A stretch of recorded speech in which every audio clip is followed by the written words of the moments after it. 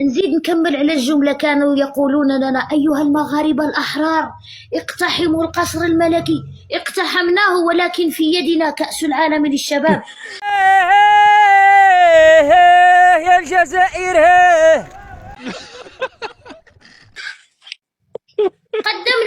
شكرا على ما قلتم لنا، والله لولا ما كنتم تصرون على أن نفعله، لأننا نحن كمغاربة لا نستطيع أن ندخل على ملكنا ويدنا فاضية.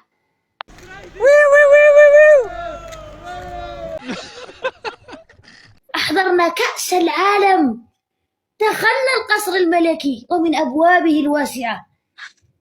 كلما تصرون على شر يأذينا يأتينا به رب العباد خيرا وبركة وفرجا وفرحة. الحمد لله. تجازون بسواد قلوبكم ونجازى بنوايا قلوبنا. اللهم لك الحمد.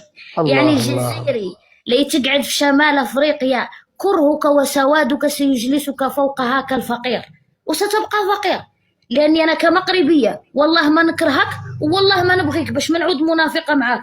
نقول لك نو أنت خويا، فرض دين الإسلام أخوتك، ولكن دائما تكون أمامي ولن تكون يوما خلفي. فقد وضعنا أجدادكم خلفنا وما كان منهم إلا أنهم استحلوا أراضي إخوانهم المسلمين، وتطلعوا تقول لي أنا أخوك. راهم عندكم خلل في العقل انتم كأتباع النظام. أنا ما نعمم، ولكن ذلك الذي قال جده je veux garder nationalité française، أريد أن أبقى على الهوية الفرنسية، فهو الذي لدي خلاف معه في مواقع التواصل الاجتماعي. بصراحة ما تم نافق حد، يعني احنا رانا فوق ترابنا. بغيتوها سلمية مرحبتي وسهلة. احنا راهو غير سيمانة كان عندنا عرس في المغرب، فخر السيمانة سبحان الله ما رقلنا شي من القواقع ما نعرف منين، ولكن تبارك الله. شوف تخيل، تخاصمنا في أسبوع وفرقنا في نهاية أسبوع الورود.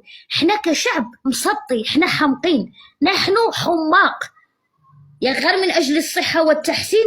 شوف تبارك الله الميزانية التي ضخها صاحب الجلالة الملك محمد السادس طال الله في عمره للصحة والتعليم، والله لو تأتي على يد من يتقي الله في هذا الوطن لكنا أحسن من الأوروبيين.